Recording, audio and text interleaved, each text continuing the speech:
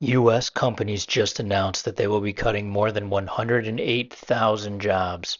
This represents the largest layoff announcement total in the month of January since the Great Financial Crisis in 2009. To make matters worse, companies announced hiring plans of just 5,300 new positions, which is the second lowest number ever recorded. Mainstream media is running with these headlines, and Wall Street has taken note because these headlines do sound scary when taken out of context, but I do not think investors should buy into the fear. In this video, I will explain why. Additionally, I will give you an update on my portfolio, and I will discuss where I see opportunities in the tech sector and beyond after the SaaS apocalypse last week. First, let's get the story straight from the horse's mouth.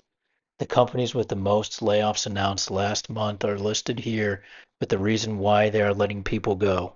At 30,000 announced layoffs, UPS is letting go the most workers by far. Amazon has been UPS's biggest customer for years, but it has also been its least profitable. Amazon packages are low margin and extraordinarily dilutive to profit. Because of this, UPS is cutting back the shipping that they will do for Amazon, and fewer packages means fewer humans are needed. UPS is closing 24 manual facilities in the first half of 2026 alone, and that is after 93 closures in 2025. They are moving all of that volume into massive, highly automated mega hubs. In these new facilities, robotics handle the sorting and AI handles the routing. UPS explicitly stated that they are further deploying automation to reduce total operational work by 25 million hours. The verdict on UPS is split. A lot of drivers are losing their jobs, but it has nothing to do with AI. It is because the company is shifting its focus from volume to profit. On the other hand, a lot of warehouse workers are going to lose their jobs specifically because of AI and robotics. Robots are more efficient, don't get lunch breaks, PTO, or healthcare benefits. The company with the next most announced layoffs is Amazon. The company will let go of 16,000 employees in a bid to eliminate bureaucracy and remove layers that slow decision making. According to CEO Andy Jassy, the cuts are, quote, not even really AI driven, end quote. That is odd though, because just a few months ago, an internal memo leaked from Amazon that said the complete opposite. Beth Galetti, Senior Vice President of People Experience and Technology at Amazon, explained in an October memo that they were trimming staff because AI is the most transformative technology we've seen since the internet, and it's enabling companies to innovate much faster than ever before. So Amazon is a bit of a question mark. Was the internal memo the latest example of AI washing? AI washing is a phenomena where company executives use AI as an excuse to fire people. It is an efficiency catch-all, and it gives companies brownie points for mentioning the hottest buzzword. Essentially, it's the same thing as all the cool kids are saying it, so I am too. Some economists and technology analysts have expressed skepticism about such justifications and instead think that workforce cuts are driven by factors like the impact of tariffs, overhiring during the pandemic, and perhaps simple maximizing of profits. You can say, we are integrating the newest technology into our business processes, so we are very much a technological frontrunner and we have to let go of these people. But the reason for such layoffs is often actually financial. According to a January report from the market research firm Forrester, the company projects that only 6% of U.S. jobs will be automated by 2030. We get similar mixed stories from the rest of the companies on the list. Dow Chemical announced 4,500 job cuts, Meta 1,500, Citigroup 1,000, Autodesk 1,000, and Nike 775. If you just read the headlines, it is scary. The 108,435 job cuts last month represented a 118% jump from the same period last year and the most in any January since 2009, when the U.S. was reeling from the Great Recession. But when you zoom out and look at the big picture, it doesn't seem so bad. And when you zoom in on the details, it seems even more benign. A huge amount of the jobs lost are simply because UPS is shipping less packages for Amazon, and AI was only cited for 7,624 job cuts in January, 7% of total cuts for the month. It's difficult to say how big an impact AI is having on layoffs specifically. We know leaders are talking about AI, many companies want to implement it in operations, and the market appears to be rewarding companies that mention it. Leading CEOs, including those from Ford, Amazon, Salesforce, and JP Morgan Chase, have proclaimed that many white-collar jobs at their companies will soon disappear. Skeptics, however, have argued that leaders have used AI as an excuse to reduce headcount for completely unrelated reasons. Some even argue that many of the companies that have laid off workers because of AI are already regretting it and rehiring some of them. This article from the Harvard Board Review nails it. No one really knows the value of AI, when or how transformative it will be, but AI will continue to move the markets until we find out. Unfortunately, there is no simple answer to, is AI taking your job? The good news is that even with AI washing going on, only 7% of the January announced job cuts are AI related. For now, I would say that AI is changing your job, not taking it. Unless you have a secretary-like role or work in a warehouse for a big company like UPS that is leaning heavily into robotics. A lot of the information that we have about the triumphs and failures of AI thus far are anecdotal. We have heard stories from top CEOs praising AI, and we have also heard stories from friends and coworkers about AI hallucinations and the inability to follow a simple prompt. I have personally used AI for work and for fun. Sometimes I am amazed at how good it is, and other times I am amazed at how bad it is. Every week, though, it does seem like there is a new use case and target for AI. Take a listen to this.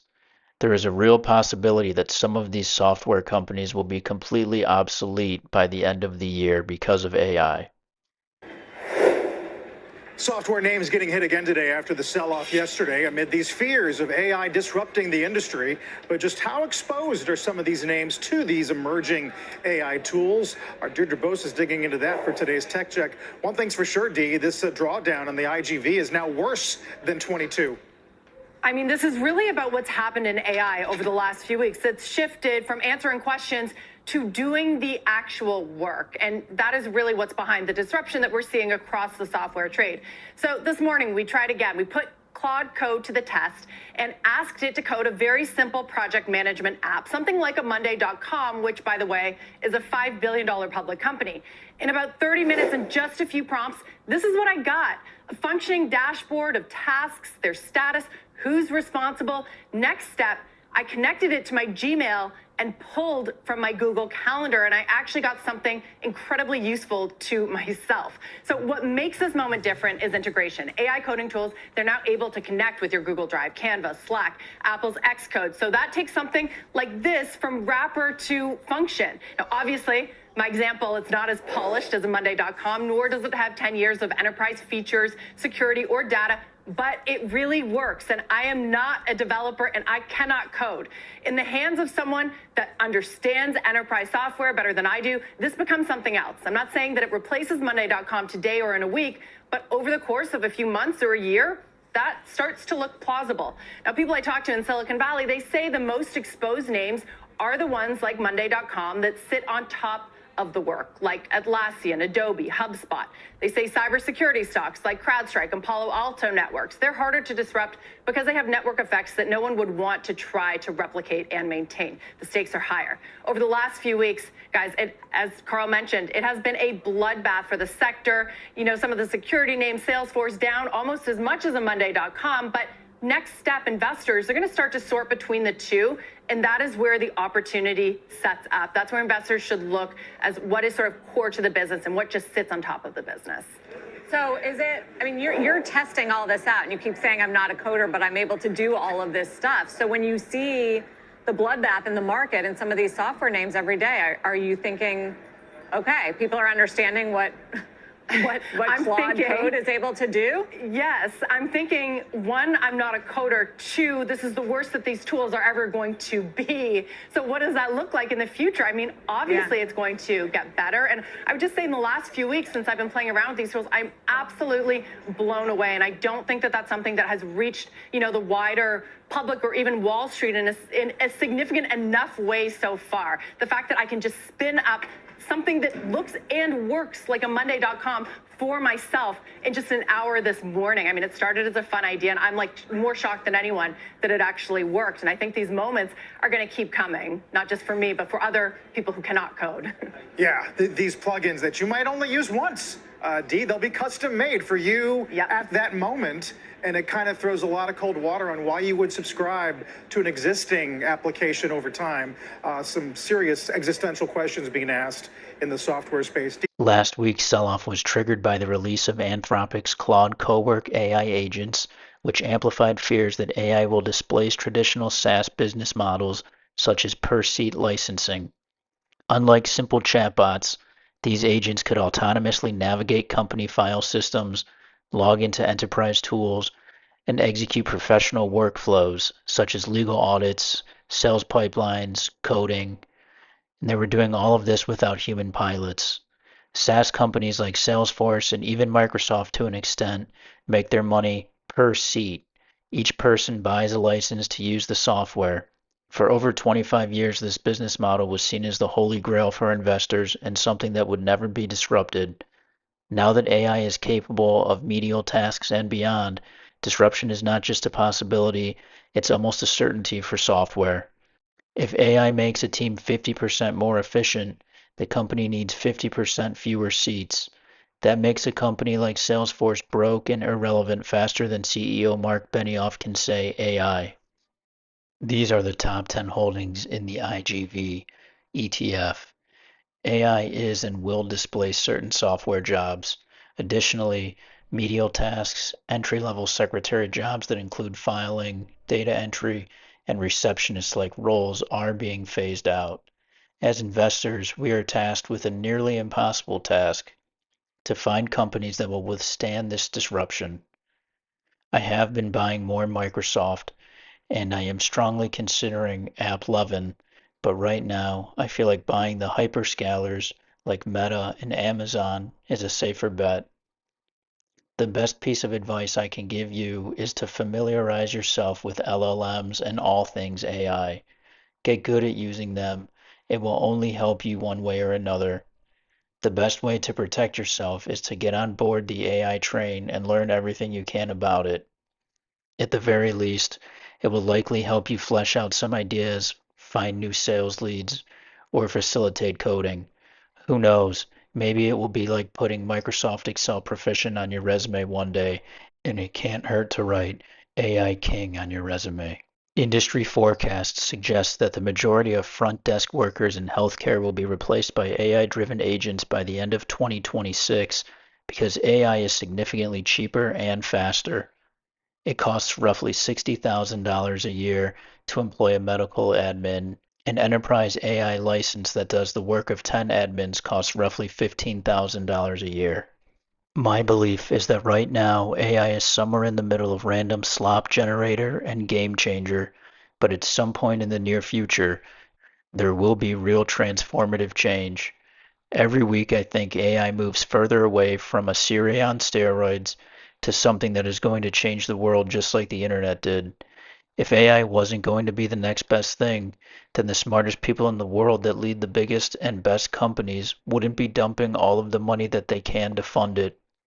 Just look at this quote from Google CEO Sundar Pichai from their earnings report last week.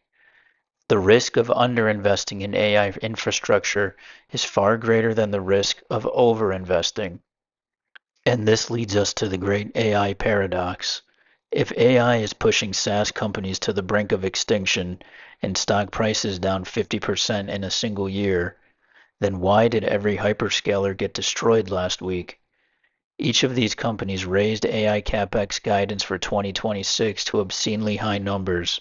If AI is going to transform the world, shouldn't these companies be getting rewarded and not punished for more AI CapEx? This should be bullish news for hyperscalers, chip makers, and infrastructure stocks. Just look at how insane the CapEx numbers are for just these four companies. Wall Street was expecting $470 billion of CapEx, and these companies came in with $625 billion. Based on the most recent earnings reports, this will likely result in more growth and profitability for each of these companies. And the stocks are down big. The market is being incredibly hypocritical on AI right now. All SaaS companies are getting absolutely decimated because the narrative is that AI is going to be so omnipotent that these companies could go extinct in the near future. But at the same time, the companies investing the heaviest into AI are getting wrecked because they are spending too much on AI. So which is it? Both of these narratives can't be right, and for that reason I do believe that there are incredible opportunities in both SaaS and the hyperscalers. Right now the market is giving us a blessing and a curse. Seeing a company like Salesforce down almost 50% in a year while the fundamentals are improving is so tempting to buy. But buyer beware. In the short run, the market is a voting machine, but in the long run, it is a weighing machine. And that the market can stay irrational longer than you can stay solvent. Buying certain SaaS stocks right now might be like catching a falling knife, just like it has been over the past 5 years. The scariest thing about the SaaS apocalypse is the precision of it. The S&P 500 was down less than 1% as of last Thursday, and the QQQ was down just over 2.5%.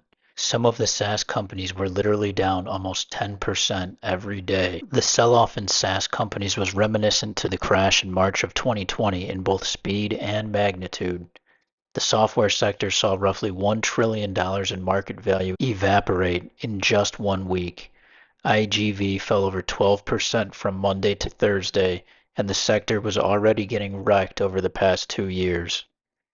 IGV is now at the exact same low as Liberation Day last year, and if you bought it in the peak of 2021 about 5 years ago, you are now in the red. The Hunter Fund, my main portfolio, went from about $700,000 in gains at the end of January to $622,000 as of Friday, February 6th. I used last week's sell-off as an opportunity to buy more Meta, Microsoft, and Amazon. And I was actually close to pulling the trigger on more Google, but I did not. That's it for this time. Thanks for watching, and I'll see you next week.